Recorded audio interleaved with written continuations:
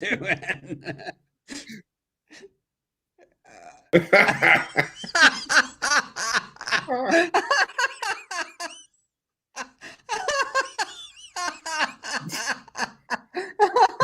Oh my God.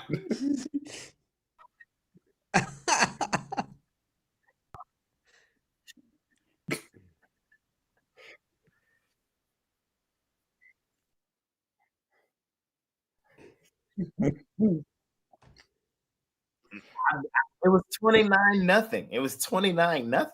I went to sleep.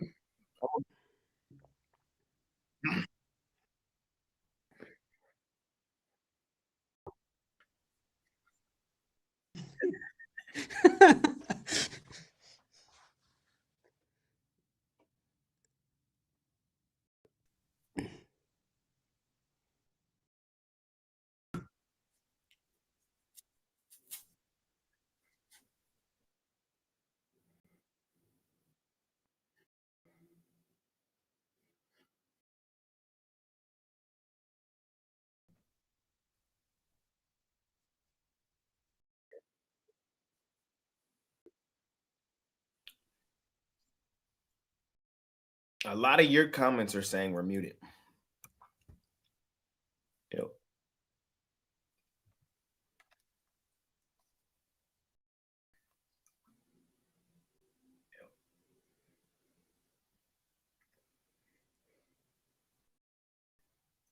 It's just you. I can hear you, yes. I hear you. I hear you. But How about me? On your live stream, you can't hear you. I can hear you, yes. I hear you. You can. How about now? Can you hear me now? Can you hear me now? I think they can hear me now. All right. Well, you didn't miss anything. It was basically just me trolling Jay for losing the Colorado bet. Fair. Did you actually give out Colorado minus the points too? Or I did not. I did not. Good man. But yeah, someone on Twitter, I guess no one heard this. Someone on Twitter was the one who actually brought it to my attention. I turned the game off at halftime too. I was just working on this morning stuff. And then someone tweeted at me, "We're still alive." And I was like, what? So anyway, Ohio State at Purdue. I put Ohio State minus 17.5. I'm hoping everyone can hear me. I think the comments telling me I'm muted have stopped. So I'm assuming everyone can hear me now. Cutting in and out. I think that's probably from before. But I'm on Ohio State. I know they didn't look pretty last week against Maryland. In fact, I was lucky as hell to get my Ohio State cover last week. But Purdue I think we officially have to chalk Purdue's defense up for next year with Ryan Walters because it's just not showing signs of getting any better. They can't stop the run at all. And I know there's a lot of criticism on Ohio State's run game right now. The Buckeyes haven't been able to run the ball like they have in years past. But Trevion Henderson was hurt. He's back. Their star running back. He'll be on the field. I don't think the weather is going to be as bad as we originally expected. But I was on Ohio State with or without the weather. Without the weather, I mean, just gives more opportunities for Hudson Card to drop back and throw picks to my team. So I'm on the Buckeyes here, minus 17.5. Are you back in Hudson Card, Jay? I am not. I'm not overly in love with this game, but I think what I saw from Ohio State's second half last week, I think is a formula for success for this team moving forward because I thought Maryland was going to win outright at the start of that game. But I like how they settled in. I think they don't even give Purdue a chance in this one. I think Ohio State 3 touchdowns is the play. I like it. Someone said a Mitch type comment, said a huge day for Purdue. They're honoring Tyler and making a huge announcement about cancer research. That's the kind of stuff Mitch likes to bet on, the emotional impact. Mitch, you betting this one? I'm not. I don't have a bet in, but I would take Ohio State. I'm with you guys. I do like the emotional side of things, but then again, Boston College seems to get pantsed every year in the red bandana game. So, that kind of stuff doesn't always hold true. I just think what holds true here is like what you guys have alluded to is that Ohio State, the good teams get better as the season goes on. College football, not like NFL where you have this long training camp and then, this preseason and all this other stuff. In college football, it's kind of like, generally, especially the good teams, half the team leaves for the NFL, so it's like you got to kind of get better as the season goes on and come together as a unit. And that's what Ohio State is doing here. Of course, they got a ton of NFL players, but of course, you know, they have look ahead spot too because they got a lot of big games ahead. And let's finish it up with Rat Hawk. Are we sweeping Ohio State? I honestly thought I was going to be on an island in this one. No, the island was saved for me. I liked it a lot better at 20, but I'd still lean towards Purdue.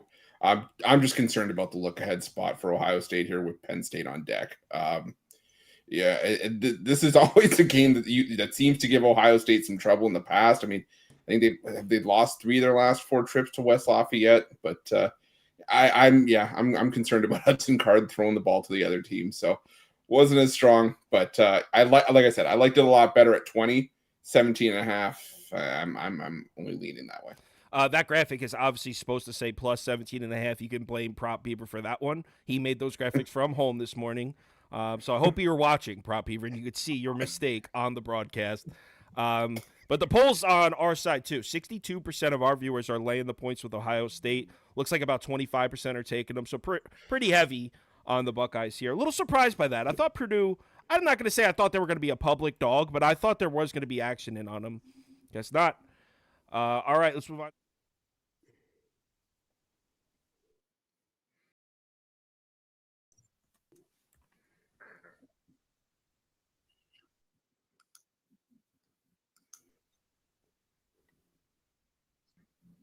I like the Tide in this one. I like the way that they're starting to come together, and I think they're doing it the old-fashioned way. I think, you know, in today's football, NFL and college football, the fantasy football, the fantasy football generation. We see a lot of emphasis on the forward pass, a lot of things on the flashy offenses and big scoring, but really running the ball and playing defense is how you win football games and how you win championship games and how championship teams are built. Well, Alabama has the one loss under their belt. Of course, the coaches have them ahead of Texas anyway, already in the polls, as we predicted they would. And, you know, here come the Tide. You know, it's October football in Tuscaloosa. I think KJ Jefferson has been a disappointment for Arkansas. I don't know if it's him or his supporting cast or Pittman. Anyway, slice it. I like the Tide in this one.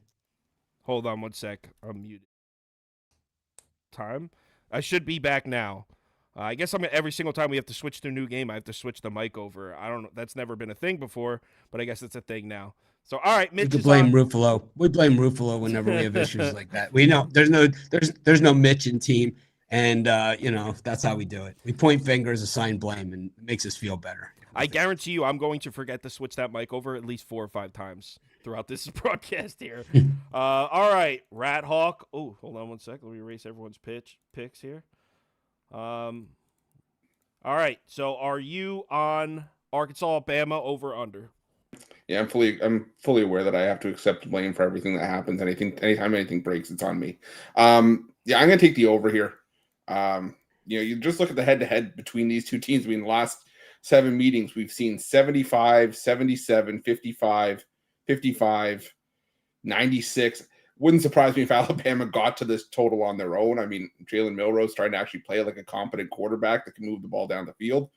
And Arkansas, KJ Jefferson hasn't been at his best, but, you know, Arkansas has still been able to put up, 20, 22, 31, 31. So I think we got a game that's headed close to, I would say, high 50s, low 60s in this one. So give me the over.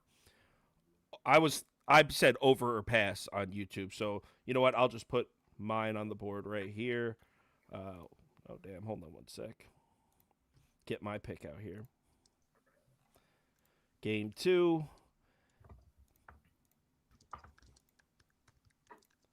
Oh, man. My picks are huge. But, yeah, I said over a pass on this one, too. I don't really understand the point spread. I'm guessing the reason Alabama's laying so many is like part of that has to be the history that Alabama just always seems to beat up on Arkansas, even when Arkansas looks pretty strong. But Arkansas just played Ole Miss tough, LSU tough. There's another team in there they played tough. I can't think of it, but no, it was LSU, Ole Miss. They played 3 good teams tough in a row. So there's no way I'd lay the points to them. But I am aware of the matchup history here. So I just say over because KJ Jefferson just finds a way to score points in these rivalry games, but still might get blown out. All right, let's bring up Shedeur Sanders. I'm laying it here with Bama as well. If this game was in Arkansas, I would grab the points. But Alabama cannot afford to not blow everybody out to get their season back on track to where they expect to be. I kind of agree with Mitch. Milroe, or whoever said it, Milroe has looked better as the season progressed. And it's kind of my theory that the good teams are going to get better as the season goes along. Everybody jumped off the Bama wagon early, and I think it's a good time to get on. I'm on them right now. I'm on them against KJ Jefferson and crew. This team, they've been, competitive. Not today. I think Bama runs them over, taking Alabama. Our poll is on Bama, too. It looks like 49% of our viewers are laying the points with Alabama. Only about 25% taking it with Arkansas. Next game, and I'll remember to switch the mic over this time. All right, so I should be good. Audio should be switched over. We got Syracuse at Florida State. Let's start with Rat Hawk on this one. Rat Hawk, what do you think about this? Oh, this game sucks. Yeah. I think it's a lean for me to Florida State, but I would say Florida State or pass, honestly. This game sucks. I think this of the 12 o'clock games, this one's the one that I'm least excited to bet. Just because I don't know, is this the bottom of the market on Syracuse after back-to-back blowout losses, or is one more in store after that, or after they play Florida State today? Florida State done a good job beating up on teams all season, especially when it comes to hanging points on them. So what you just said exactly sums up my thoughts on it as well. I said Syracuse or pass, so that's what I'll put up here. But it wouldn't be as bad if they didn't do the exact same thing last season, where they started off, 5-0, 6-0, played Clemson, had them, blew the lead, and then their entire season. Oh man, the slideshow's moving. It's supposed to stop at Syracuse. So yeah, I'm on Syracuse or pass. But yeah, they, like I said, their season just fell apart last year, and it looks like the same exact thing's happening again. So, yeah, that's where I'm going with it. Let's see, Florida State for Chris. All right, Mitch, you got anything in this one? I like the Noles as well in this one. I just think that, Syracuse, a lot of the same things that we discussed in prior weeks here, just they make too many mistakes. And I think against the good teams on the road, the mistakes really are magnified, because what happens when you have a team like Florida State that has such a big speed advantage, and I know one of their top receivers is out for this game, but it really doesn't matter because everybody on this team runs a 4.3 40. And the thing is that, with the Noles, they score on you fast, you make turnovers, they score on you again fast, and it's landslides in a hurry. The whole thing starts running downhill, and before you know it, it's like 40, like Carolina did, to them, and before you know it, 42 points at the half, and it's all over. So yeah. I'm gonna roll with the Noles at home.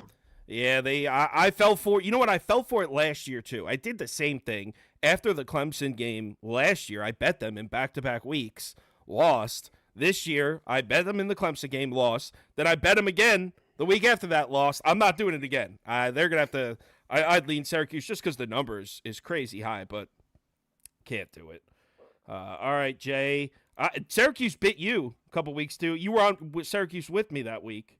I was against Clemson. I thought Clemson was still kind of fraud with Klubnik. I was really hyped about Syracuse that week. I was. Since they've shown their true colors. And I'm laying it with Florida State here. Again, this game, kind of like what I said last game, had this game been at Syracuse plus the points, might have been a good place to be. But on the road, Florida State, this team knows what's at stake, man, at number 4 in the country. I think they're 3 touchdowns better. I could see this one getting out of hand in the second half as well. I'm going to lay it here with Florida State. So I'm on an island with Syracuse by myself, but I'm not even betting it, so it's not an island I'm proud to be on. 50% of our viewers laying it with Florida State, 28% Syracuse. Can we finally get some good games, man? There's some good ones today. Yeah, there is, but they're all later. They're all 3:30 or later. So, all right, in this one, we got Cal at Utah. Let me clear the graphics. What do you know? Another Utah game and another uncertain Cam Rising injury status. Mitch, did you see that Kyle Whittingham actually came out and said, we know whether or not Cam Rising is playing. We're just not telling you. Did you hear that? Yeah. I also heard that the injury is much worse than they originally reported. Well, it better be, because he's been a game-time decision for a month and a half, Mitch. Yeah, he came out himself and said it was ACL, PCL, meniscus, like it was everything. It was everything. Everything. How do you? I don't understand how you're a game-time decision a month ago, and then a month later you're still questionable. You think, if logically speaking, if you're a game-time decision on September 20th, then October 14th, you should be in the game. How are you almost going to play 3-4 weeks ago? It doesn't matter. Doesn't make sense. They're just lying. Sounds like my handicapper roster over at Pickdawgz. It's like it's always a game time decision. You know? It's like tough coach. Jay, are you down to bet the Utes even without Cam Rising, or with or without him? I guess. This one's a pass for me. I don't like I don't have a dog in this fight. Yeah, I mean, I don't blame you on that. Yeah, I don't have a dog in this fight. Chris, Rat Hawk, what do you think? I'm gonna go under in this one.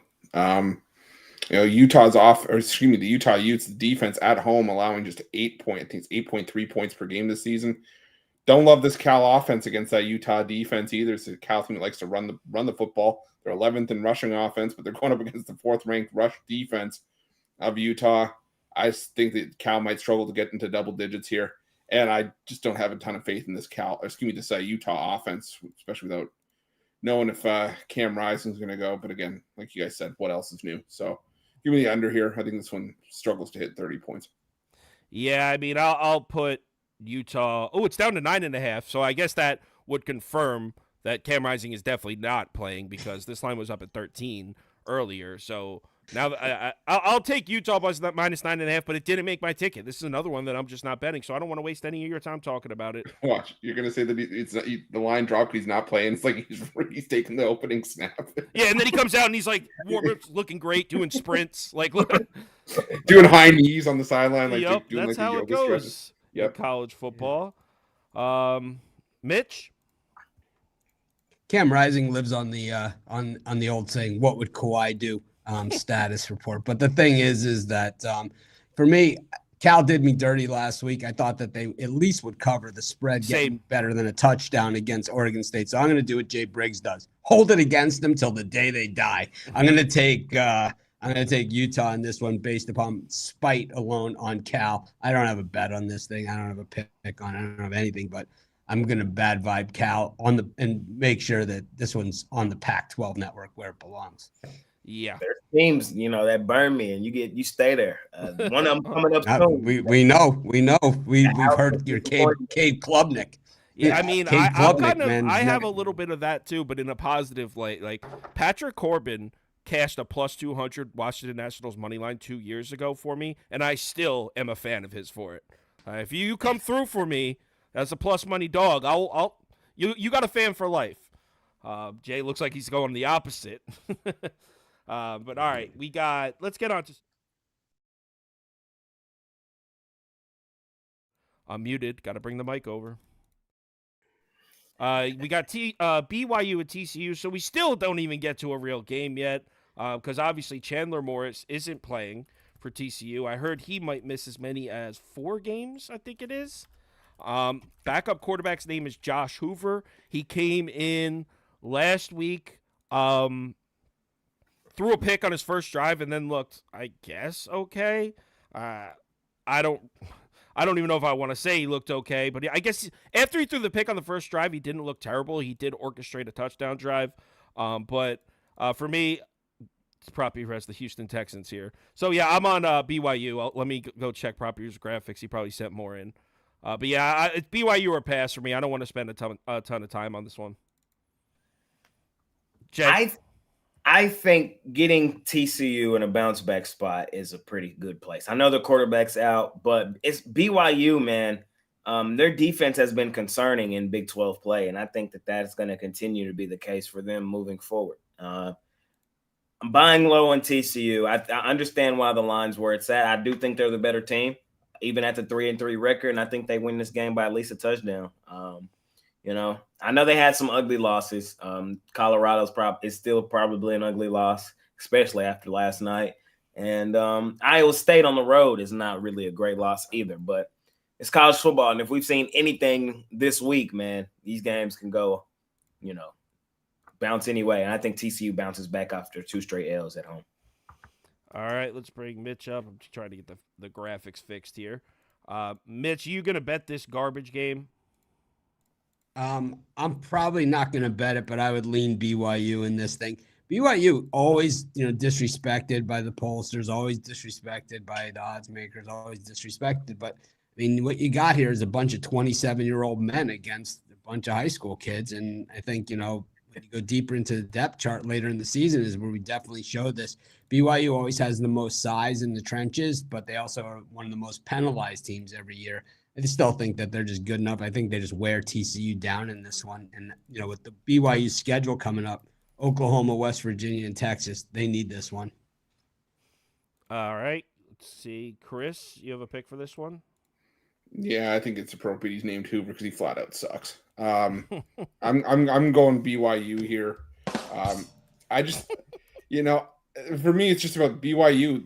They're built to attack the one part of this TCU defense that you can attack, which is the secondary.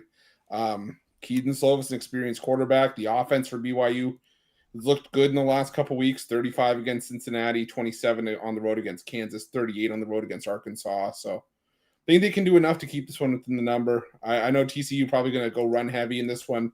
Maybe not expect Hoover to do too much, but I still think this is just a case of too many points. I can see this being a 3-point game. So I'm taking BYU in the points.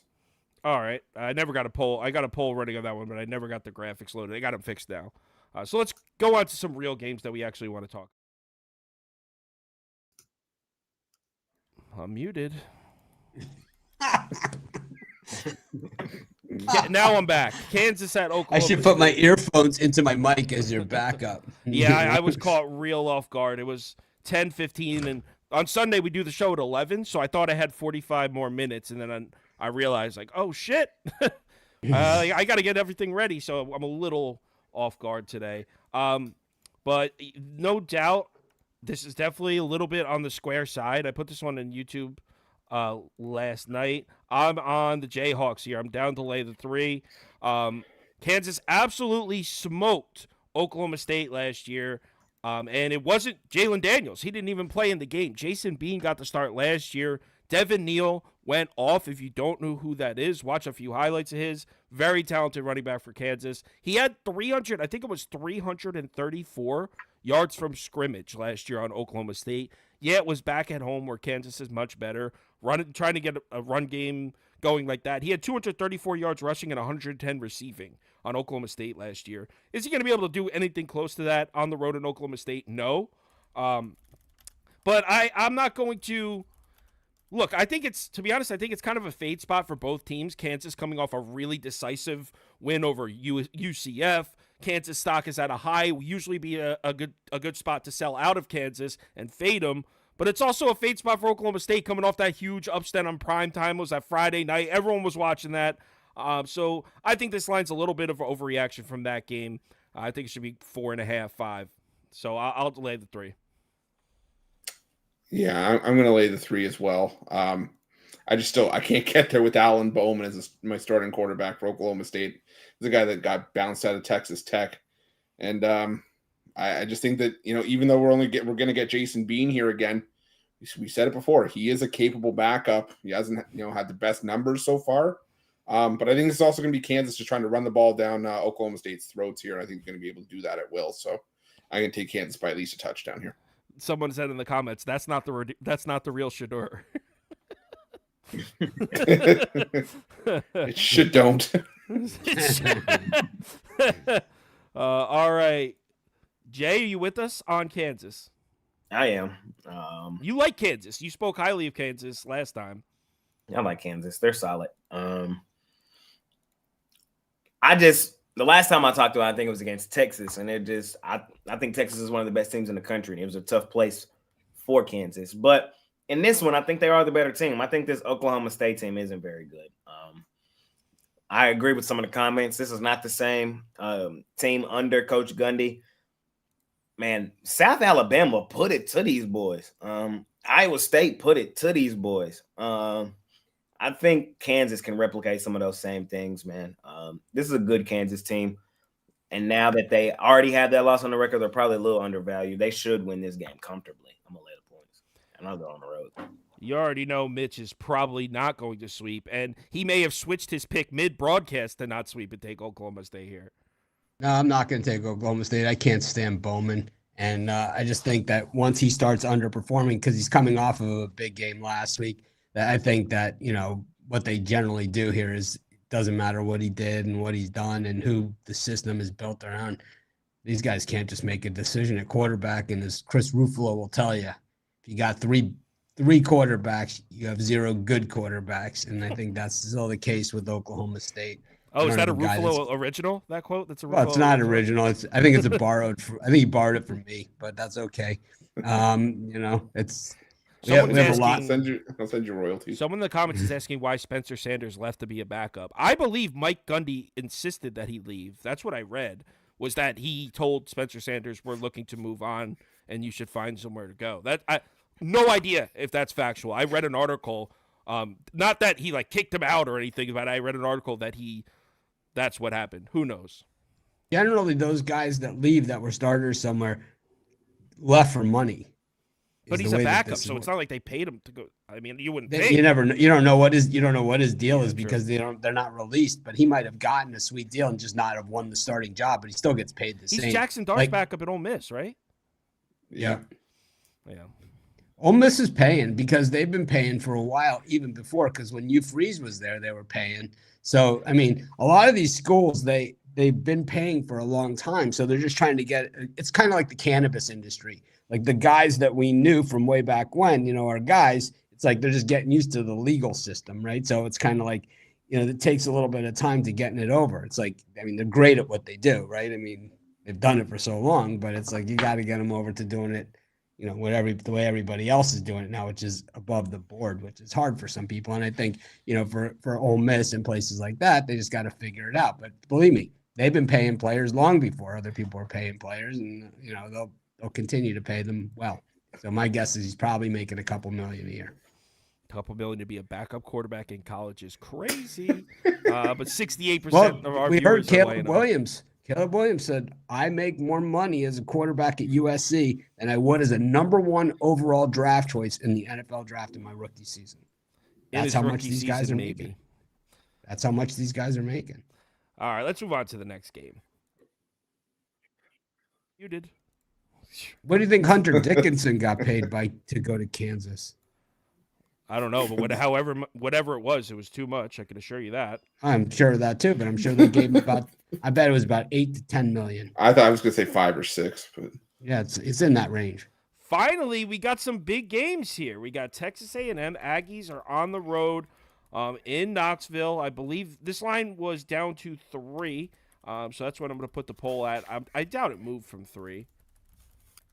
Texas A&M +3, Tennessee -3. Public was heavy on Texas A&M here. So if it was to move, I would say you might be able to get Tennessee -2.5 closer to kickoff if you're on the Vol side.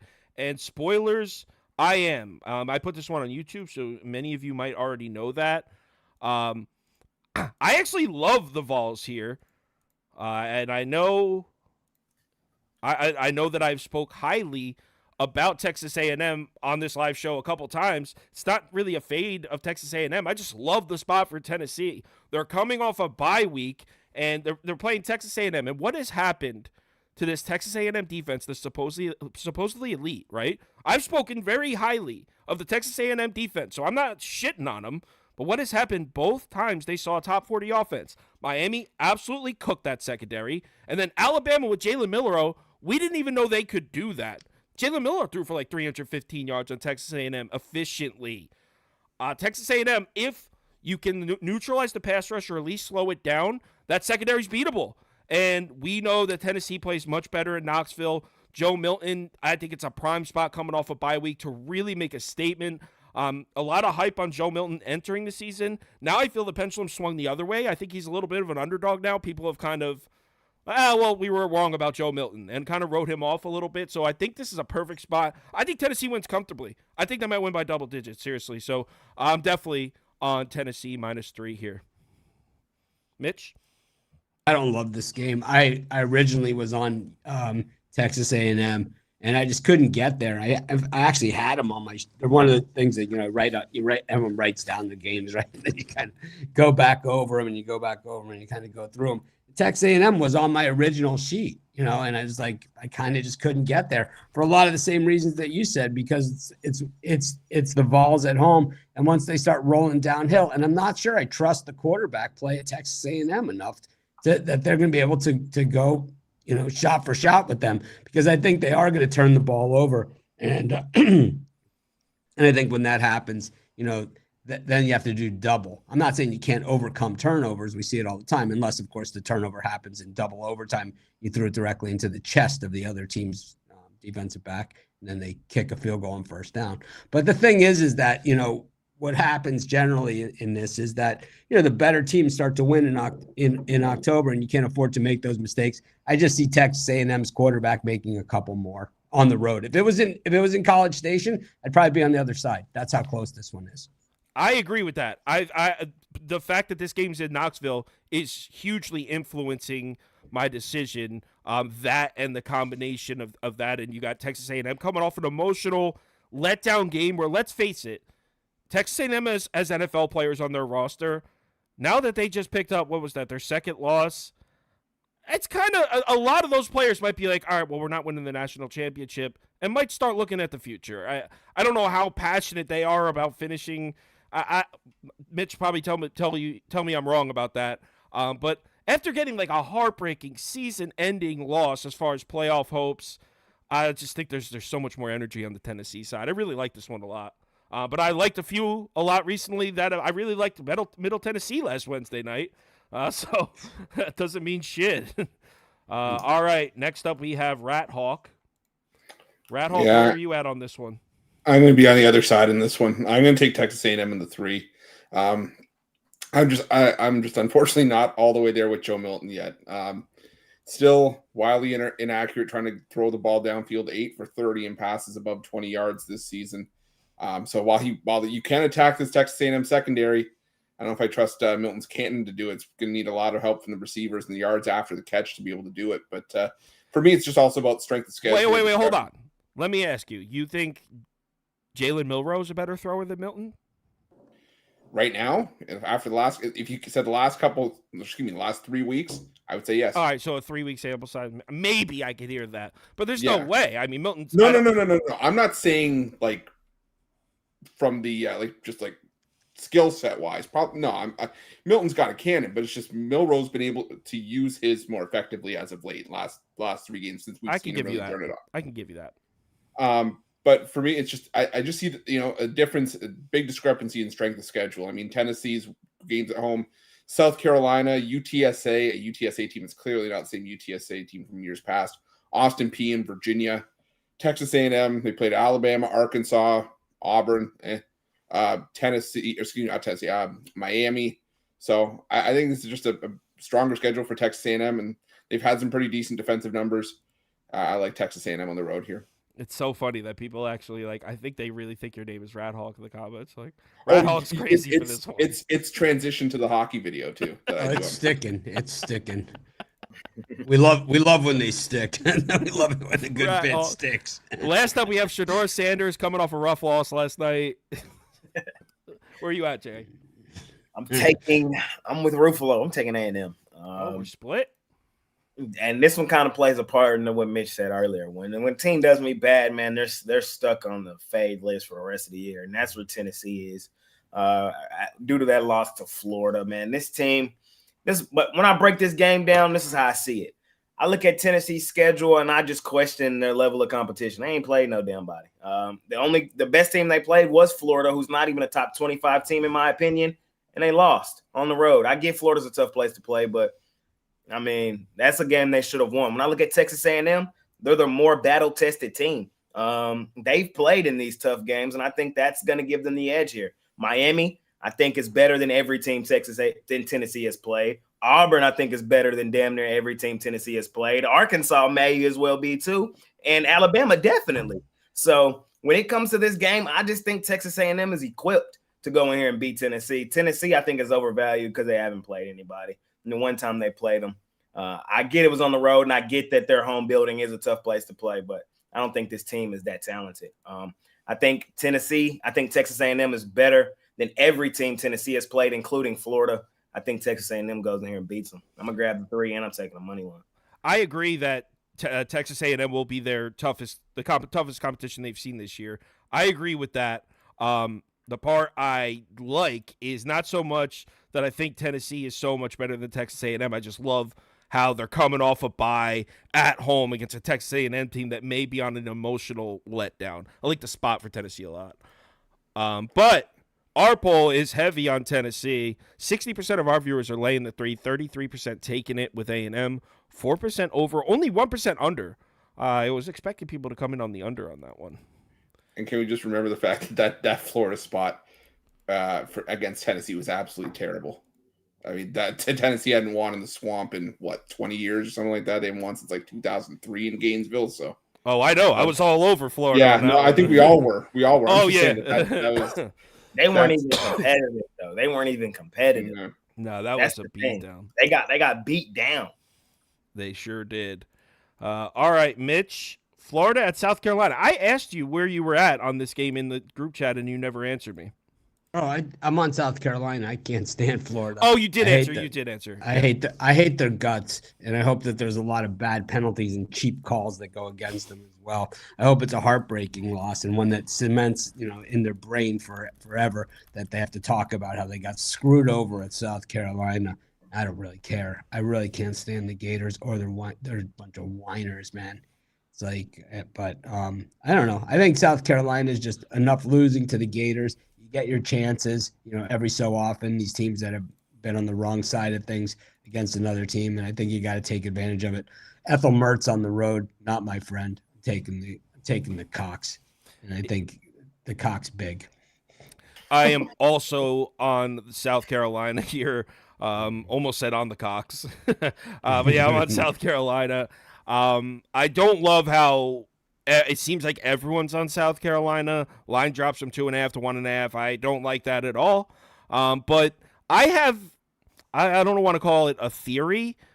I think Florida's defense is trash, and the numbers don't really show that. But they haven't played. So we saw Kentucky run all over Florida, So we know the run defense can be beat, but there's this idea that Florida's still good at the pass, though. Look at their numbers against the pass. They haven't seen a quarterback yet. They haven't seen a single passing attack. And going on the road at Columbia, Spencer Rattler coming off a bye, I think he might throw for 500 yards in this game. But also South Carolina defensively is such a liability themselves. But their situation is like the opposite. They've played Georgia. They played North Carolina and Drake May. They played, even their easy game was Mississippi State. Will Rogers can throw the ball. South Carolina's defense has seen nothing but talented quarterbacks, and Florida has seen no talented quarterbacks. Florida's tough game was on the road at Utah without Cam Rising. I don't trust the Florida defense, specifically the pass defense in this. I think Spencer Rattler coming off a bye has a huge day. So I'm siding with the public on this one on South Carolina. Let's swing it over to Jay next. Jay, hold on. Jay, right here. There we go. Jay, you making a bet on this one? I am. I think this game here might sneak my guy into a first-round pick. I'm with you. I think he dots up this Florida defense. I'm taking Spencer Rattler in the South Carolina Gamecocks, man. First-round pick? I think he could sneak into the first round. He has the talent, Mitch. He has the talent. I think he can. It's crazy to say, but so where did Dylan Gabriel go then? They're already projecting him in the draft. They're projecting him up there, and I think this may be the game that just gets him there because this one's going to be national televised, and I like a lot what Kyle said. This Florida defense I have concerns about. When you look at their schedule, they haven't played anybody either. Their one game was Tennessee, and granted, they did get it done, but I don't know, man. I still think they're kind of flawed, man. I do. I don't think they're top 25. I think South Carolina can replicate some things on offense that caused this Florida defense some trouble. I'm laying it here with South Carolina. Are we going to sweep again, Rat Hawk? We are. I'm going to take South Carolina as well. First off, if Josh Rosen can go in the top 10, Spencer Rattler can go in the first round. But Yeah, for me, I'm with you. It's just I like what you said. In South Carolina, they face all these solid quarterbacks, and well, Florida hasn't even faced a solid quarterback in practice. I mean, I can't back Hershey Squirts Mertz on the road. This Florida team has lost 13 of their last 14 road games outright. They're a different team away from the swamp, and I think South Carolina takes advantage. Like I said, there are 3 losses this year, all away from home and against teams in Tennessee, Georgia, and North Carolina that are combined 15-1. So level of competition here, just way, way in favor of South Carolina. I got to go with the Gamecocks here. Yeah, absolutely. The reason I liked it a little was the quick handicap gave me Florida, because you look at South Carolina's past defensive numbers, and you're like, oh, they're getting lit up. And then you look at the quarterbacks they played and be like, yo, 125 teams in the FBS are getting lit up in those 4 games. So, or I think a lot of people are gonna just look at the Tennessee game and try to just use that as the barometer. They both play Tennessee. This can give you what you think, but I don't think that's the case. I just don't think that's the case. You can do that in this spot. We are sweeping. All of us on the Gamecocks. Our poll also on South Carolina.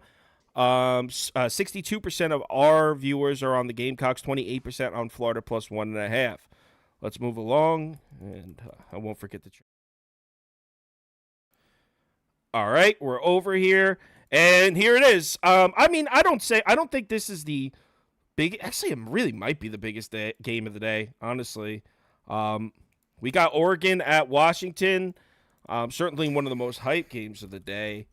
This one's at 3.5 now, so it's moving in the opposite direction of where I want to go with it. I'm taking Oregon plus 3.5. I'll put it up on the screen now. Do I like Bo Nix better than Penix? No. I like Penix. You can scroll back a couple years or back to 2021. You can see me gassing Penix up on Indiana. Like, there's videos of me. I've been on Penix for a while. I like him. But if you just take out the quarterbacks, because, by the way, Bo Nix is probably also a top 5 FBS quarterback, certainly top 10. If you take away the quarterbacks, there's not enough here for me to lay 3.5 with Washington. Are they better than Oregon at some skill sets? Yeah. But overall, Oregon just has the better roster top to bottom, and I really like the transition I've seen from the Oregon pass defense. I am not going to say anything wild, like Oregon's secondary is going to shut Penix down. Of course not. Penix can put the ball anywhere. I know Mitch isn't the biggest fan of him, but Penix can put the ball anywhere. They're going to score, but Oregon's going to come out, run the ball, throw the ball, do whatever they want. Washington defensively, Washington offense you cannot debate. That offense is legitimate. That passing offense is almost unstoppable. But Washington defensively, they haven't seen anyone on offense yet. Oregon's going to be by far the toughest run game they've seen and the toughest pass game they've seen. So I don't know if Oregon punts in this game. I'm expecting a really good offensive performance from Oregon. Jay, I got you up first. I'm on the Ducks, and I don't think we need the points. I'm taking them straight up. I think they go into Washington and beat this team. I think the Washington hype is getting a little too hype, man. They haven't played anybody. I mean, they haven't played anybody in the scope of what these two teams are, is what I'm trying to say. And I guess you could kind of say that Oregon hasn't either, but the eye test for me, like they played your boys, bro. They played your boys. They did play Colorado, but Colorado's not in the same breath of these two teams. These are two legitimately top 10 teams. When I look at Oregon, like I've watched both of these two teams, and I just think that Oregon on both sides of the football is the better team. Like their running back, man, he just don't get tackled. And I like what you said. I just don't see Washington creating the stops when it matters most to get Oregon off the field. I think Oregon hasn't even got deep into their bag yet. They haven't needed to. I think they have a lot still left in the tank, man. I think Oregon, what are they currently 8? I think they're still underrated at 8. I'm taking Oregon. I'm taking them straight up on the money line. Like the Ducks. Let's see if I have No, I don't have that graphic here. I have a graphic you made. It's on YouTube. It shows the defensive rankings, passing and running for all of Washington's opponents so far. And the strongest unit they've seen is, I think it was the Cal rushing attack at 26th. That's the strongest offensive unit Washington has seen. So I'm a believer in the Washington offense, but the Washington defense, you're going to have to prove it to me. All right, Chris, Rat Hawk. Are you with us or against us?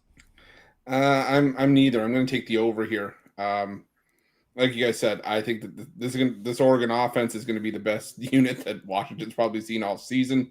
My concern is road Bo Nix. Does he rear his ugly head here? But this Washington pass defense is susceptible. I mean, they're 90th in pass defense, so I think Oregon will be able to move the ball. They'll be able to move the ball on the ground. But as good as Oregon's defensive numbers are, they haven't played an offense like Washington's either. I could easily see a 38-35 kind of game here. So I'm going to take the over here. I think we got a offensive clinic in this one. All right. Last up, Mitch. Mitch loves Washington. I could tell by the way he was talking about them last week that he likes this program for some reason. Probably thinks they generate great tight ends or something. Like, probably has a weird take on it like that. No, they definitely generate a lot of NFL talent, especially in the trenches. But the thing is that, I like Oregon in this game because a lot of the same things that you guys said is that Washington hasn't been punched in the mouth by a real offense yet. And I think Oregon has the speed to do that and to confuse them. I think also Penix hasn't played against a defense that can contain him because he's one of these guys that if you keep him in the pocket, he's less of a threat than he is when he gets outside of the pocket. So if you could take away that running threat from Penix, I mean, he's really a less than average quarterback. I mean, he is just this guy. He's in that most overrated category. If he does win the Heisman, he will be the worst Heisman winner since Danny Werfel. And I'd say that he's in that kind of just overrated category. And I like Washington. I just think that all those Pac-12 teams are underrated for the most part, or either they're underrated or overrated, but they're not. You don't get as true a picture of them because their games are played in the middle of the night, like the Colorado game, which people turned off halfway through the thing. Then half of them are on the Pac-12 network, which nobody gets. And it's, so you don't get to see them as much. But I've seen these teams, and, you gave up 31-24 against Arizona. Was your big test. Good freaking luck against these guys. Road Bo Nix, he's going to win the Heisman today. Road Bo Nix. I feel like a lot of those poor Bo Nix numbers on the road come from his days at Auburn. And I truly believe there was like a mental thing there, maybe something with his dad being an Auburn legend, because, he would look so good for 3 quarters and then so bad. And then it seems like he just cleared his head out in Oregon. And also he gets to play against Pac-12 defenses. That certainly helps. Better weed. Oh, that's what it is. He's got better weed out there. 60% of our viewers taking the 3.5. And that's what scares me is they moved it from 3 to 3.5. When they make the move from 3 to 3.5 in a game that I thought was pretty split. It's almost like odds makers are daring us to take Oregon a little bit, and I don't like that feeling. But I'm still in the Ducks. We have a nickname for Mitch already. It's Mitchy Pucks. Yep. I probably said I was muted. I told you I was going to forget to do that a couple more times. Next up, Iowa at Wisconsin. Is the weather shitty here? Because I heard it was going to be bad, and then now I'm hearing it might not be that bad. What a horrible game, man. Iowa plus 9.5. Wisconsin minus 9.5. I know the weather was supposed to be shitty in the Ohio State game, and then the total moved back up to 52.5 because apparently it's not going to be that bad. And if that's the case, a lot of these games, there's a lot of people that have made bets today and even tomorrow for the NFL games based on the weather. And that's why I don't do that, because that only has to happen to you once before you never do it again. Where you bet a team, you're like, oh, I'm taking Patriots plus 10. There's no way the Chiefs can throw the ball in the rain. And then you turn on the broadcast and it's gorgeous. You're like, oh, I'm fucked. So yeah, I don't do that. I don't make bets based on the weather. So on this one, I am on the Badgers. Would love to say, would love to tell you to take the under, but it's probably down to about 31 by now. So I'm going to play Wisconsin.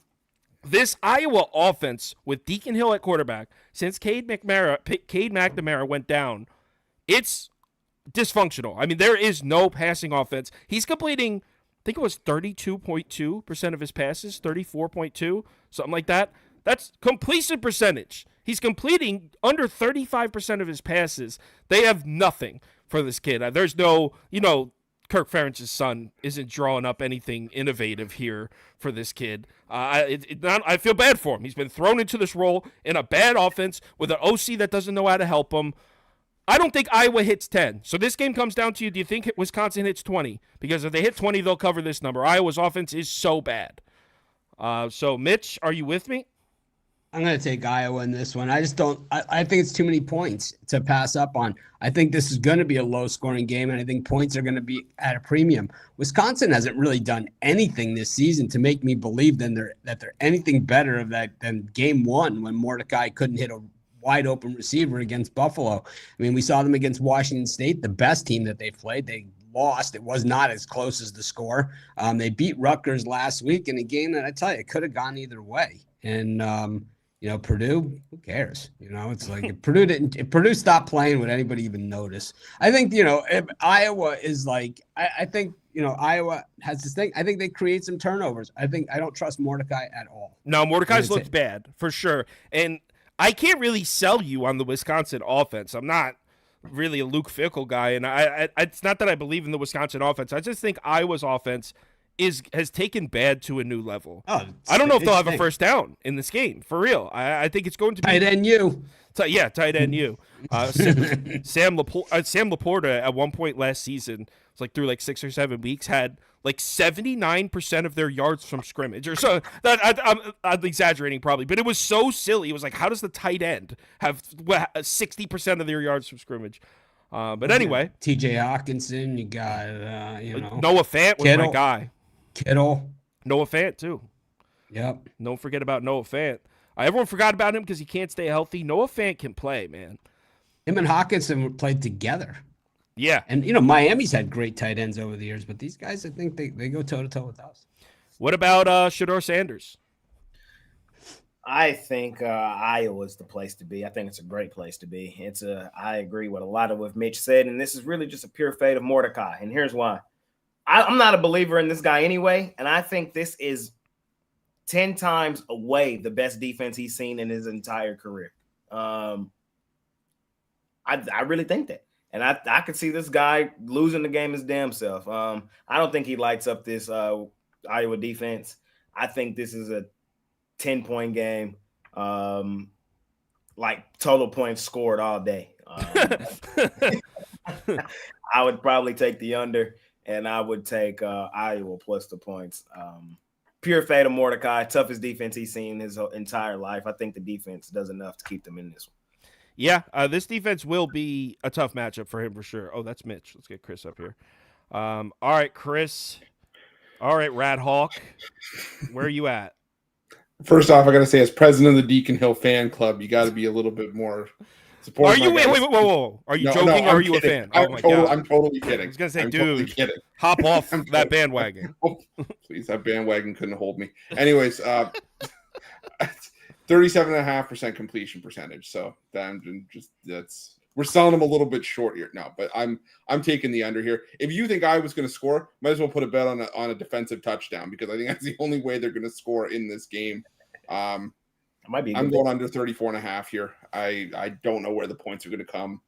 I don't think they will. I don't think any will come from Iowa, to be honest. I think that contract incentive for Brian Ferentz is in trouble, where he has to average 25 points per game. He's not even close, is he? Yeah, 21. Oh, he's closer than I thought. Yeah, I think. They won't hit double digits in this one, though. Yeah, that's true. Yeah, so I think that contract incentive's in trouble, but I also don't think Wisconsin's going to have a ton of success against Iowa here. So I could see 17-10, 14-7, something like that. Something really, really ugly. 10-0. Crazy. Yeah, the craziest thing I ever heard, and going back to what you guys were saying about the weather. I was at MGM Grand in the sportsbook, and some guy had that happen where he bet on the under because of the weather and it was sunny, and he goes, "Mother Nature works for Vegas." And I'm like,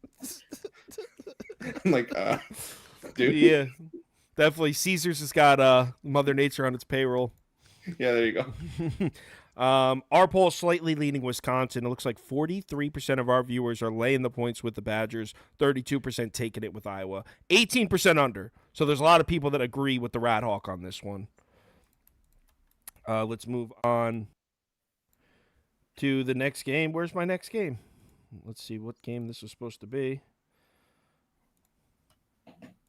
We'll skip to this.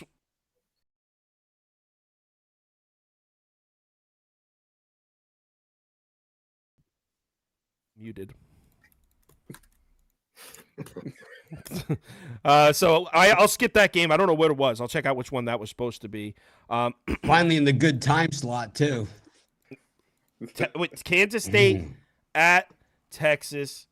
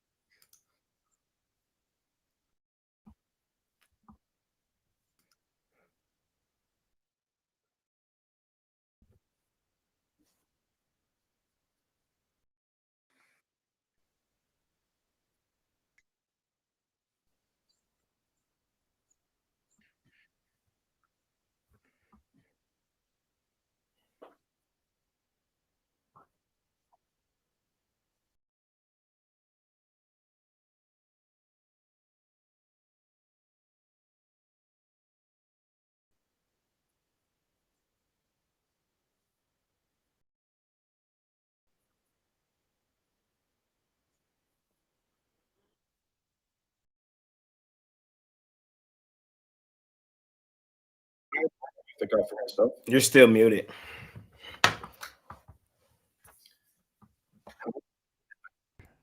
Hello? Oh my God. I'm back now. There you go. All right. So to reiterate what I just said, I don't know why this keeps doing that.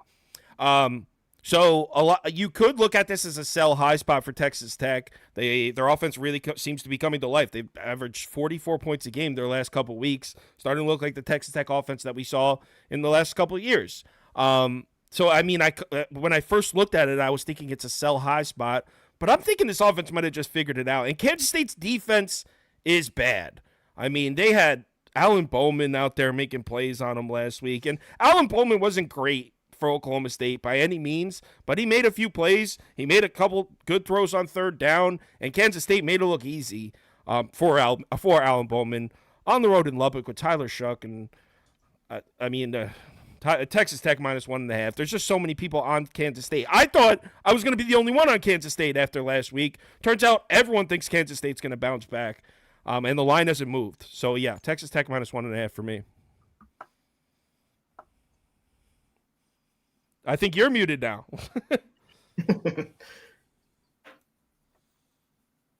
There we go. Sorry. There you I figured it out. Yeah. I'm going to take the over here. It's like you said, this to me just seems like a game where it's just like, oh, you score a touchdown. Okay, we're going to score one. That's just going to go back and forth. One of those 48-45 kind of games. So give me the over here. I think that's just as simple as I can make it. All right. Jay. Oh, you actually texted and said you're on Texas Tech in this one. I am on the Red Raiders here in this one. Here's why. I don't even think this one's that complicated. Kansas State, solid home team. Where have we seen them struggle on the road? Lost by 80-yard field goal to the Missouri Tigers on the road. That's what it felt like, but still took a loss on the road in that one. Oklahoma State, that's a team I don't think that's that good. We talked about them earlier. They lost there. They've really struggled on the road. What's the strength for this Texas Tech team? Where do they usually show up? At home. And I think that's just what we see here. They beat up on Houston at home, beat up on Tarleton. That's not a huge one, but I think the game we really can take a lot from. I know they lost this game, but I love the way they competed with Oregon. They should have covered that point spread. I'm going to go to my grave saying they should have covered that point spread against Oregon. I think they've improved from what they were at the start of the season.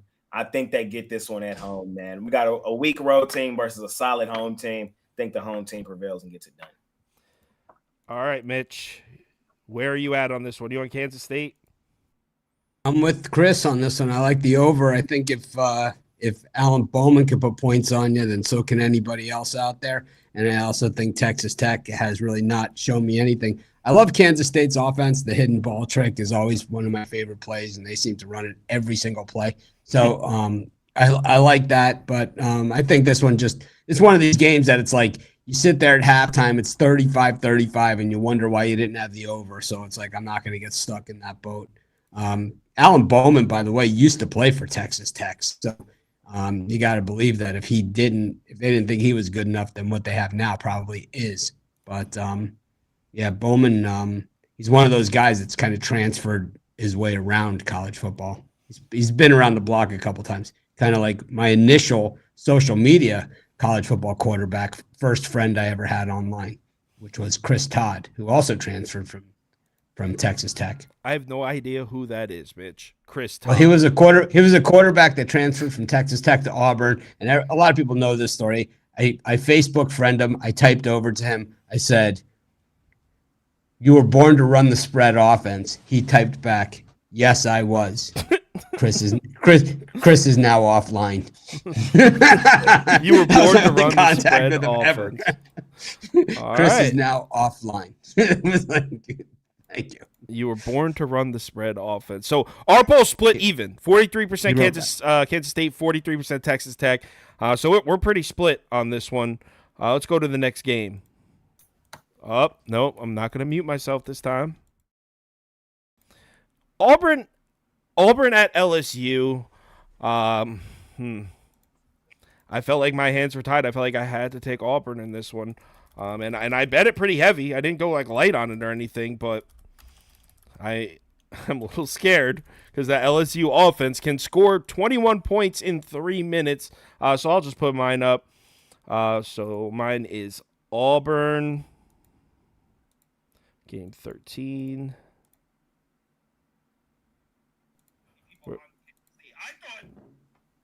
One second.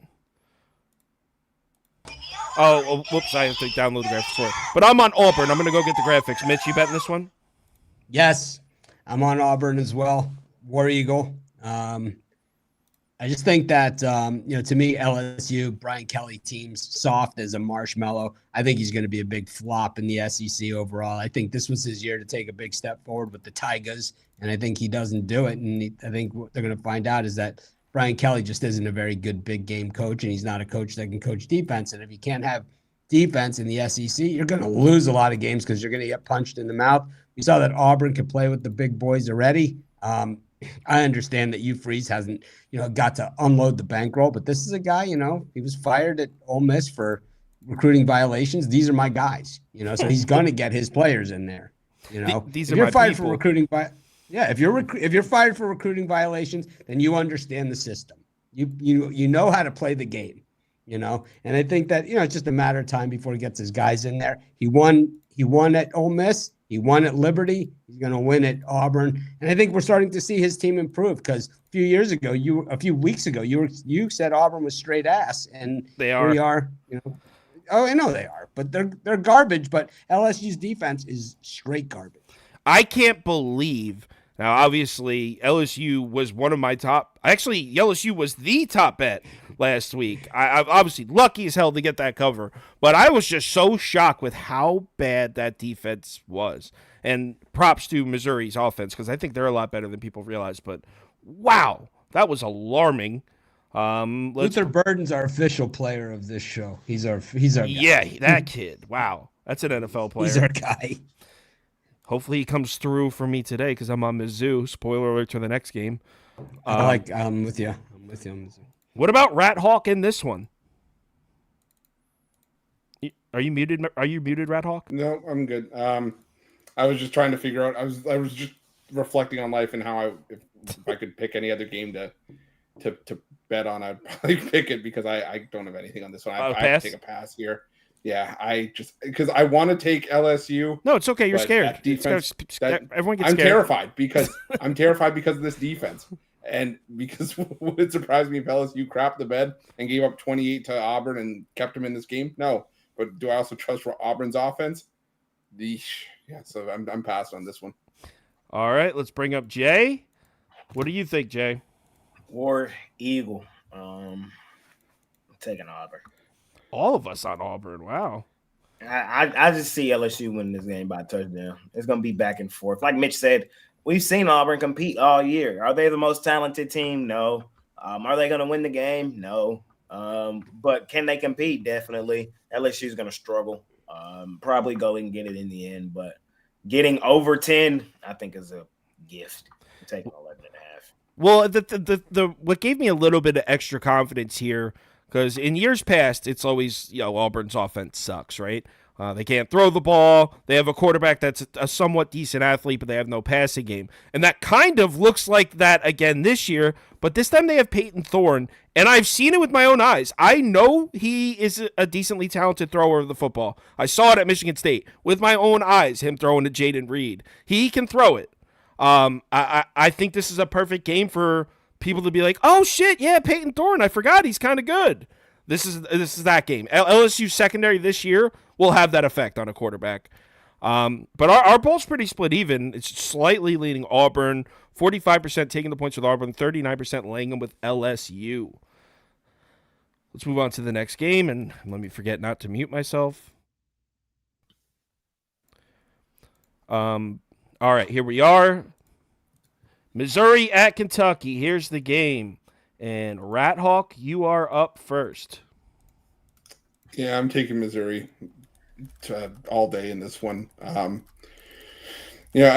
like this Missouri passing offense to bounce back. Kentucky's pass defense 103rd in the country. And you look at the home wins for Kentucky. Sure, they are 5-1. I can't take that away from them. But, you beat Florida, who can't win on the road, Akron, Eastern Kentucky, and Ball State. And the lone road win came against a Vanderbilt team that's one of the worst in the SEC. Missouri went neck and neck, back and forth with LSU that entire game. It was a lot closer than that final They score. should have won. They should have. And it was that pick six that made it a double-digit game with a minute to go when they had to air it out. So this Kentucky team just not built to exploit Missouri's weakness, and that's in the secondary. They're 92nd in passing offense. So I think Missouri – I think they just shut down Kentucky here, and I think Missouri. I don't even think you need the points here. I think Missouri wins this one outright. Yeah, and with a number like 2.5, even though I was reading an article, this is kind of unrelated, so it'll be 2 seconds, about how with the analytics era of NFL, teams going for 2 a lot more often, that the numbers plus 1.5, plus 2.5 in the NFL have become like they're bigger key numbers than they have been in years past. I don't know if that applies to college. I don't know if it goes the same. I know in college 3 is less of a key number than it is in the NFL. But yeah, 2.5. You want to just take the money line if you have a set of stones on you. Jay, what about you? I'm on the money line in this one. Mizzou? Yes, sir. Kentucky, I agree with Chris, man. They haven't played anybody but Florida. That's a legitimate win. And then their other one was Georgia. Georgia didn't cover anything all year as far as spread wise, and they beat the living hell out of Kentucky. Like Kentucky was never in that game. Only reason I think they're still ranked is to give Georgia a significant win, a legitimate win. I think Mizzou's the better team straight up. This line, I think, is indicative. If Kentucky was really the better team, this line would be 3. It would be 3.5 with them being the home team. It's not. The public is in love with Kentucky. I don't fade the public just on fading the public often, but I think they got it wrong in this one. I think Mizzou is the better team, and I think they win it straight up too. I'm on Mizzou as well. Not only do I like Missouri slightly better than Kentucky, although Kentucky's a pretty good team, I also like this matchup. Look, Kentucky can't throw the ball. I don't know what's going on. I don't know what happened with Devin Leary. Maybe what they're saying about his shoulder not being 100%, maybe that's real. But it is past the point of, okay, he's just off to a slow start. No, he doesn't look good throwing the football. Kentucky's offense leans heavily on the run. Ray Davis, they ripped Florida apart, as we all remember. I was on Florida. I actually think all 3 of these guys were on Kentucky, and I was on Florida by myself, I'm pretty sure. in that one. But the fact that Kentucky's offense leans on the run is terrible news because stopping the run is Missouri's defensive specialty. LSU showed us what you're supposed to do, how you're supposed to score on this Missouri defense. Attack the secondary, go over the top. I mean, Devin Leary hasn't proven to us he can do that. I mean, he hasn't had an efficient passing day yet this season, unless you want to count the games against like Louisiana Tech. So Devin Leary, don't trust him. Georgia showed us what happens when you take away this run game from Kentucky, and that's what Missouri's coming here to do. Are they going to do it as well as Georgia did? Probably not. But Mizzou's defense against the run is pretty solid, and Devin Leary's going to have to make plays through the air, and I just don't see it happening. And by the way, on the other side, Kentucky's got a pretty good run defense. They've been a little weaker against the pass themselves. Brady Cook and our guy, Luther Burden, they should connect for a touchdown or two. So, yeah, Missouri all the way here. Excuse me. Mitch, are we sweeping? Yeah, I'm in Missouri. Kentucky is a fraud. I mean, there's really not a lot here to this program, and we're starting to see it more and more. You know, they've lost a lot of talent over the years. It's not Kentucky's not like a reload type program, and I think we're just starting to see it. The tougher the schedule gets, the deeper into the season, the closer we get to basketball, the more we usually see Kentucky start to fade away. They normally are a team that starts the season really, really strong and then fades the second half of the season. So they fade, I fade them. Usually a very, very happy relationship for everyone. I'm going to take the Mizzou Tigers number 3 in the last 2 games. And our poll is heavy on Missouri. 65% of our viewers taking the 2.5, 27% laying with Kentucky. So people here, we're a Missouri program. Apparently, we're big on Missouri here. Let's go to. Ooh, I almost muted myself again. Let's go to the next game. I need to get that sorted by the end of the show. Well, it'll be sorted by next week. What happened was I redid everything for the NFL show last week, and then I realized that I didn't do it for this one.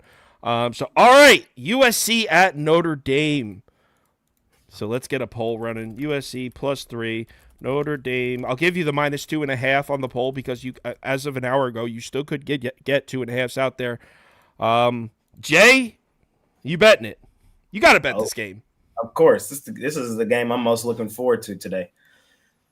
Caleb Williams or Sam Hartman? Yeah, I know it. It's gonna be a hell of a game. I'm going for the plus money. I'm going straight up money line USC. I think Caleb Williams and the company get it done. I know this team has been disappointing the last couple of weeks. You know, they've been on the ropes, against teams they had no business being on the ropes is. And I get it that Sam Hartman and this offense is probably going to have a great day against this USC defense. But I think Caleb Williams is going to do the exact same thing to this Notre Dame defense. Like Notre Dame's defense doesn't scare me as much as many would think. I know we've seen them hold some solid teams down, but I don't think they played a quarterback that is the best in the nation like this USC team. This USC offense is explosive. I think we see them kind of take advantage of Marcus Freeman's defense like nobody else has. I think in the end, USC wins this game straight up on the money line and keeps their playoff hopes alive. So the graphics I made only have so it says USC +3 under his name, but he's saying USC money line. All right, let's bring up Mitch. Mitch, are you taking Notre Dame here? Yeah, I'm not. I don't think USC is disappointing. I think they are who we thought they were. They're a total fraud. And Lincoln Riley's crap-ass bullshit defense, which just need to go away. This guy needs to just go away. I mean, you don't have teams that can compete with the big boys. What you have is just this joke thing where you run this, scheme offense that blows up numbers. Great, your guys win Heisman trophies, but you win nothing else. When you play against the good teams, you get your asses kicked all over the place. And I wouldn't be surprised if this is one of the worst losses that USC takes over the past several years, because I do believe that Notre Dame is just so much more of a physical team than them, and they have the ability to run the football and play some defense. Well, USC has no chance to play any defense. If Colorado lights you up like that and you can't get a pass rush on Shedeur Sanders, I mean, Stanford, who had one win all season, they beat Hawaii lost to Sacramento. Hold on, State, that's bullshit got though. Pressure Because on this guy. though Sadar Sanders didn't start doing anything in that game until USC was up 40 points and just stopped playing. Exactly. Like Jake Plummer, the king of garbage time. It's like, I just don't even understand how USC gets these accolades like every single year. Lincoln Riley teams. But it's like when we see them against the good teams, against the physical teams, I felt Notre Dame going into last week's game, even though I had Louisville in last week's game, but I felt if they get past Louisville, they're a playoff team. Notre Dame's not. USC's not a playoff team. They're a joke, man. They go into the playoff, they're going to lose. It's going to be like the TCU Georgia game, man. They're worse against those teams. They are a fraud of jokes, man. I think USC, Lincoln Riley is Louisville is pathetic, man. And I think they give Ohio State. Well, let's look, Jay. Let's look. No chance against Ohio State. Mitch, what chance. What has Marcus Freeman showed you to make you lay 3 points? Because I think that's what you're not mentioning. You're laying he gives 3. up less than 50 a game because they've look at the schedule they've played. I know that they Louisville give up game. less than 50 points a game. I know Louisville. I know they look good. You're right. Got beat by Louisville. Let's. All right. I said last week, and I gave that out as one of my top plays of the week was Louisville. That's a tough building there, man, at Papa John's Stadium. It is a way tougher building than people give it credit for. If you haven't gone to a game at Papa John's, it's way tougher than the Coliseum. Trust me on that. The Coliseum is a joke. But let's look at Lincoln Riley's career record against good teams. He gets his ass kicked 100% of the time. 100%. He's 0 for 100 against good teams. This is not I'm on USC +3, but I am most definitely taking the +3 because that's kind of how I feel about this bet. If you want to make a case for Notre Dame taking this game at home, winning it, I could hear you. Maybe they win could easy for the Shillelagh. win easy. Okay. Easy. Yeah, Easy. Notre Dame's defense hasn't seen an offense like this, and Caleb Williams, they could score on anybody.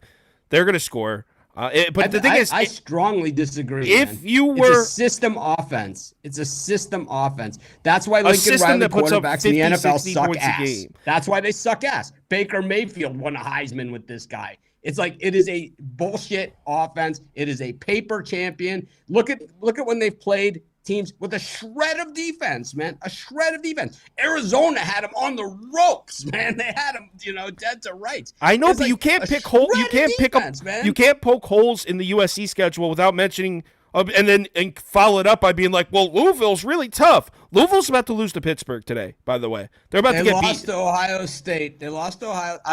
No chance they lose to Pittsburgh, and they lost to Ohio Pittsburgh's State on winning a today. last-second touchdown. They lost to Ohio State in the last second touchdown. Ohio State against USC, it'd be 68-0.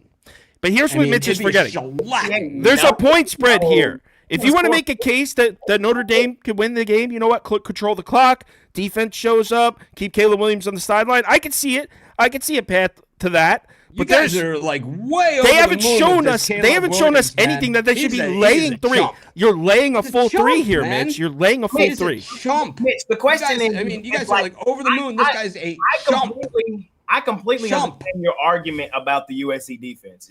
I completely The whole Lincoln Riley's entire sham. He's a the last sham. 2 years. We have 2 years of God. documentation that this Jay, every player in please, this but offense- not again. You know what? Now it's going to be like the transfer portal and No, Shador I'm just saying. Sanders and Shiloh and the group hug and all this stuff. Going to be wearing the thick gold chains out onto the field. nah. It ain't going to work. Rat Hawk. It doesn't- Rat Hawk's going to settle this right now. Rat Hawk, settle this debate. Join us. Huh? Sorry, I got hypnotized to Papa John's. What? No, I thought Stanford, Colorado was yesterday. Jeez, USC, Notre Dame that brought it out of the two of you. I'm taking the over 60.5 here. I'm not getting in the middle of you guys. I'm not separating this. I'm just going to take the over because we've seen 66 or more points in all of USC's games this season. I think USC will be able to score, but I think that Notre Dame's going to be able to score as well. I think you're going to see vintage Sam Hartman step out of there for Notre Dame today. I expect big plays all over the field today. 38-35, 38-34, something along those lines. So give me the over. Well, which here. is it? 38-35 or 38? 68-14. I'm not giving 68-14. I'm not Sorry, Kyle. I'm not giving you that satisfaction. That's all I'm saying. Where does USC? What have they shown you? What is Lincoln Riley's? Where on Lincoln Riley's resume show you that? Holy shit! I'm not. Yo. I'm not saying USC's any good. I don't think they're a top 10 team. Where on the but resume? Notre Dame and Marcus Freeman has. Why are they even ranked in the top 10? You can't. Why are they even in the top 10? You can't just poke holes in one side without making a case for your own. All right, we're moving on. Look at his offense. I understand you're arguing about the defenses is correct, but since Oklahoma, but his offenses have not held up historically against teams that with a whiff of defense, 45-point games. So, like, I mean, look who they played. It's Fresno, San Jose State. Yeah. Ooh. Arizona State. Whoa.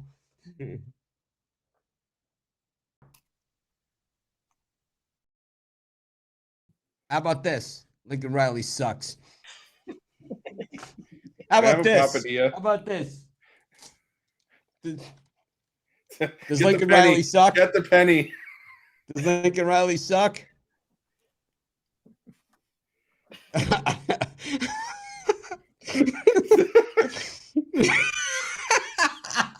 You can't zoom in on the 8 ball.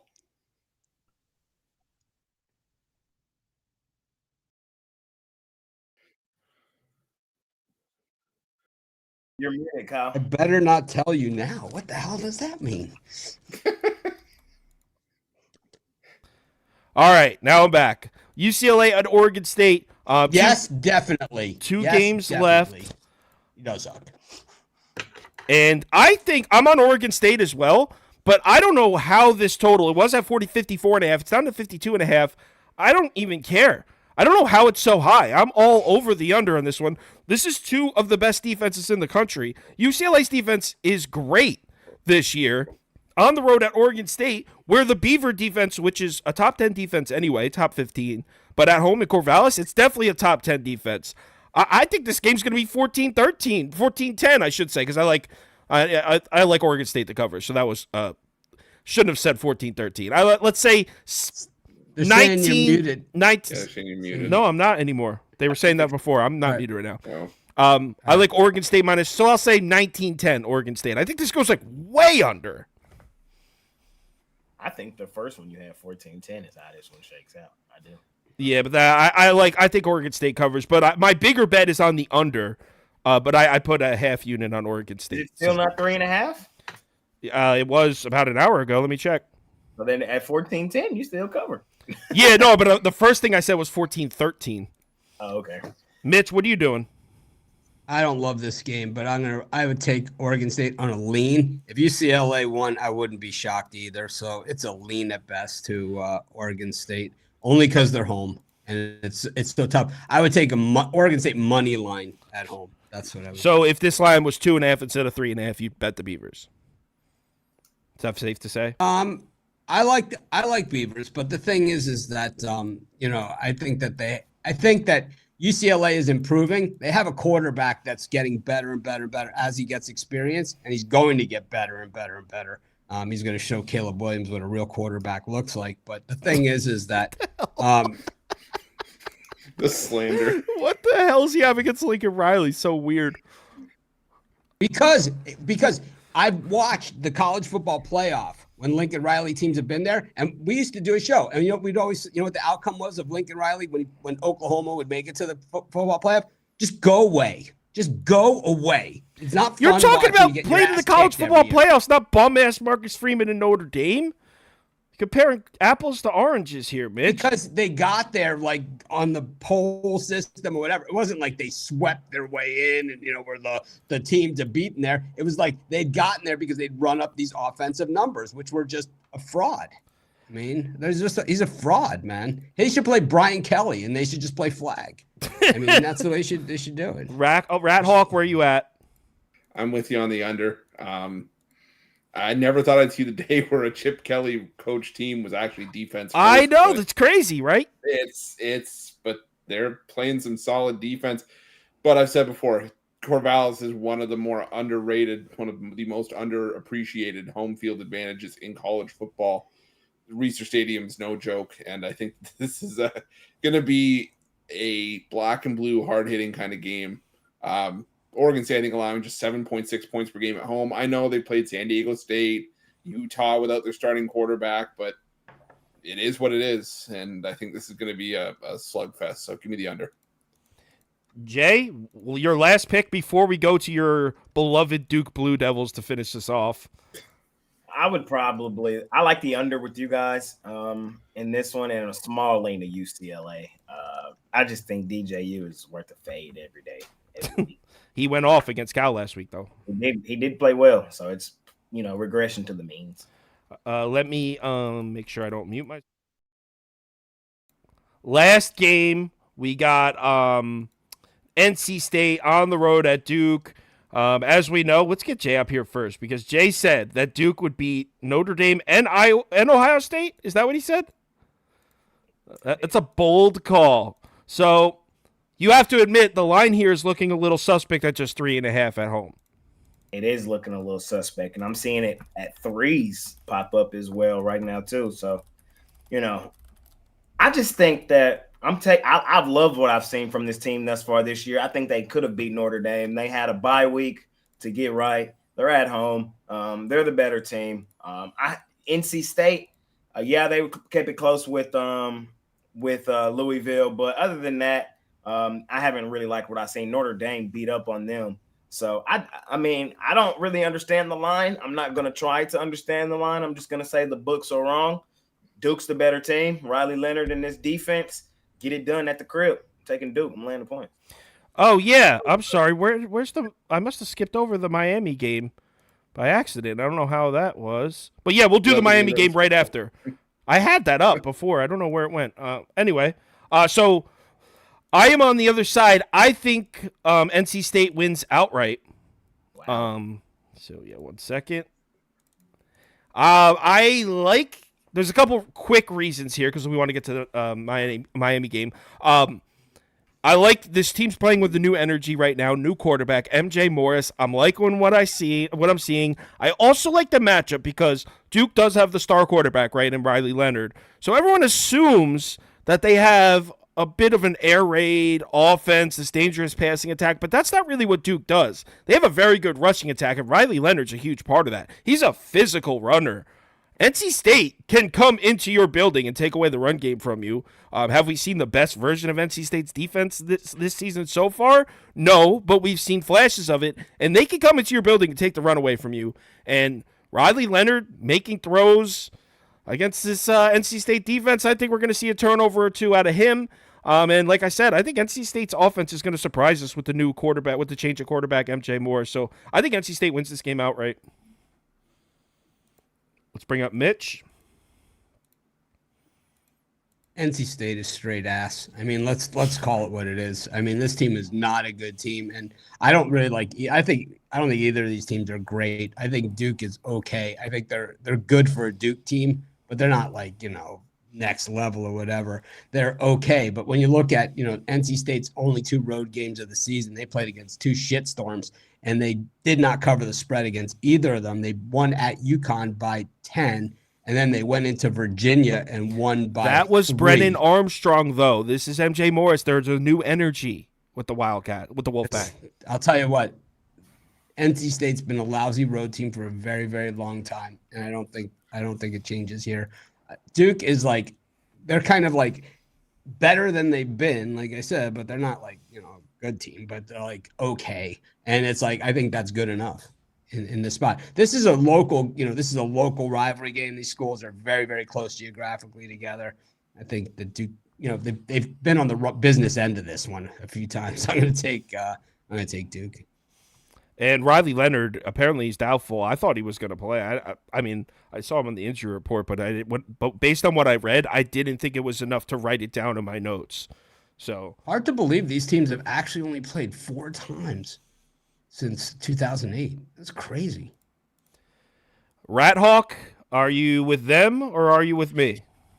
I'm with nobody here. I'm passing on this one just because I would like to know the status of Riley Leonard.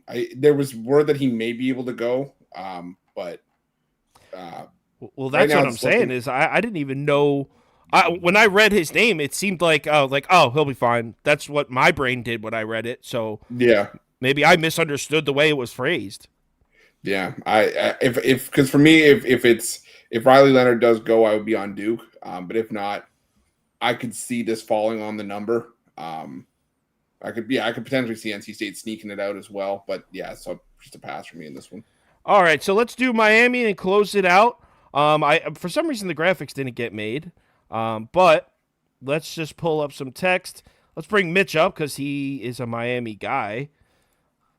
Mitch, what should we trust the Hurricanes here? I think it's at 3.5 now. I absolutely don't. I'd say as a Hurricane fan, we're going to hope for the best and prepare for the worst. And I think this is a big game for Mario Cristobal after last week's debacle. And I think that, what we've seen from Miami coaches when they're tested in this spot is normally the Canes get lit up for a big, big number in this thing. We've seen North Carolina teams really roll over Miami teams in the past in spots like this. I think the Miami defense is good. I think we'll get pressure on May, but it's like, I also think that we can get a bad call against us, and it's just a matter of how we react here. So I'll take Carolina and lay the points. I'm going to be rooting like crazy for Miami. I'll have my jersey on and all kinds of stuff. I'll be swearing at the TV and all that other stuff. But I'm expecting North Carolina to win by 30 plus. I am also North Carolina in a very decisive victory. For the same reasons Mitch just said. I like what you said. You texted it to the group chat. You're like, Miami loses to North Carolina and then beats Florida State next week. So I actually could see that. But yeah, I'm on North Carolina. They don't here. play Florida State next week. They play them in a few weeks. They play Clemson next week. week. You're saying they beat them later in the season? Yeah, they'll beat them later in the season. I think this is the year that Miami gets past Florida State, takes that jump, and we're starting to see the recruits come in. And, in order for Miami to win, they need to draw the fence around Dade, Broward, and Palm Beach counties. They got to just draw the fence around it and say, okay, we know you guys are coming in, but you're not going to get everybody. We're going to get the bulk of the guys from right here. And if they can do that, they can win. Every time they've won championships, every time they've done that. And then they've got a few guys from other places. We talked about that, this morning in our chat as well, with DJ Williams and Reggie Wayne and from Jay's neck of the woods, Jesse Armstead from that Dallas Carter team, the team that won the game in Friday Night Lights. The team that actually won the game in that movie, and their best player, the only guy that ended up not going to jail. But the thing is that, If Miami can win this, well, maybe they are off to the races. But coming into this season, I said I'm realistically optimistic. I don't we don't beat Texas A&M. We're going to the Fiesta Bowl. It's like it doesn't work like that for us. For us it's national championship or nothing. We're pretty much convinced that this year it's nothing. We move on, and it's like this could be one of those bad learning experiences. But I think if Cristobal takes it on the chin here, the heat's gonna get turned up on him. It will. Chris, Miami, UNC. I'm gonna take Miami in the points in this one. I think just for me, it's all about how does Miami respond after that. And we saw the same thing that Mario Cristobal did in 2018 when he did the same thing with Oregon against Stanford. They didn't take the knee, could have ran out the clock. Stanford got the ball back and won the game for themselves late.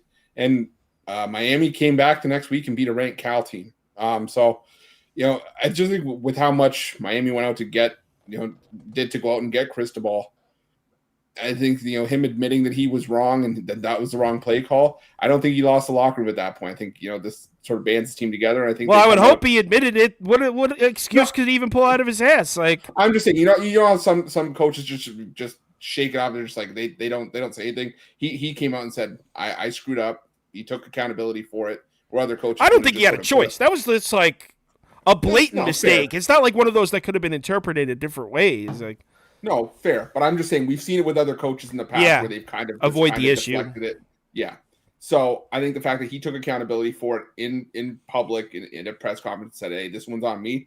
I think it kind of sort of bands the team together. They pick themselves up, dust themselves off, and at least make a game of this. So I'm going to take Miami in the points. Last up to finish the show, Jay, North Carolina, Miami. The U, okay. All right. Mitch don't want to take his team. I'll take him for him. They're gonna get this one done. They're gonna win outright. You can't lose like that and not bounce back the following week. You can't. You just can't. You just can't do it. I think they bounce back here. North Carolina, I think, is overrated anyway. I think both these teams are overrated. I don't think Miami is. I think they just got caught in a bad game, bad situation, and took an L. It happens. I'm expecting the bounce back here. So give me to you. Someone just put in brackets, old man yells at clouds about USC. All right, everyone, have a great day. Let's win some bets. I'll obviously NFL show tomorrow. Mine's at 11. I believe yours is at 10, guys. Yep. So Monster at 10 card next week. So everyone come back next week. Monster card. Yep. Yeah. Every week coming forward. Every week going forward. NBA October 24th. Got all kinds of stuff. Yeah, for sure. Thank you all for watching. Channels, everything. We'll do crossover. Everything's gonna be nuts. Yeah, it'll be a good time. So hopefully by the time you see my face tomorrow morning, we'll all have more money in our accounts.